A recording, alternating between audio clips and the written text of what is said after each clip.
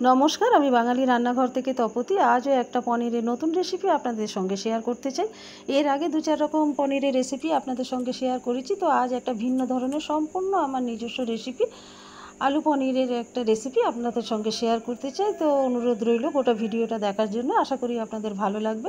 এর জন্য আমি 300 গ্রাম পনিরকে টুকরো করে কেটে নিয়েছি, আর 1 কাপ দই নিয়ে দইয়ের মধ্যে জিরে গুঁড়ো, ধনে গুঁড়ো, লঙ্কা গুঁড়ো, হলুদ গুঁড়ো আর সামান্য জল দিয়ে একটা পেস্ট করে রেখেছি। আর এদিকে কড়ায় বসিয়ে আমি সাদা তেল দিয়ে আমি পনিরগুলো হালকা ফ্রাই করে আমি তুলে নেব।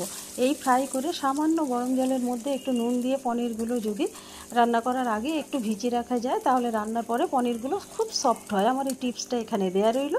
তো ওই তেলের মধ্যে আমি শুকনো লঙ্কা, তেজপাতা আর গোটা জিরে ফোড়ন দিয়েছি, আর তারপরে গ্রেট করা পেঁয়াজ, গ্রেট করা আদা, গ্রেট করা টমেটো আর সামান্য নুন দিয়ে নাড়াচাড়া করে নিয়েছি। তো তারপরে আমি এখানে একটা পেস্ট করে রেখেছিলাম, সেটা হলো কাজু পেস্ট। সেই পেস্টগুলো দিয়ে দিয়েছি। পেস্টগুলো দিয়েও নেড়ে চেড়ে কাঁচা গন্ধ চলে যাওয়ার পরে আমি দইয়ের মধ্যে যে মশলাগুলো দিয়ে মিক্সচার করে রেখেছিলাম সেগুলো দিয়ে ভালো করে নাড়াচাড়া করে নিয়েছি।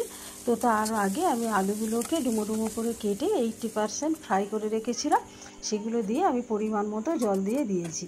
জল দেওয়ার পরে সেগুলো কুক হয়ে যাওয়ার পরে আমি পনিরগুলো দিয়ে দিয়েছি। পনিরগুলো দেওয়ার পরে ঢাকা দিয়েছি, আর সম্পূর্ণ কুক হয়ে যাওয়ার পরে ওপর থেকে কসুরি মেথি, গাওয়া ঘি আর গরম মশলা দিয়ে আমি নামিয়ে নিয়েছি আমার আলু পনিরের নতুন রেসিপি।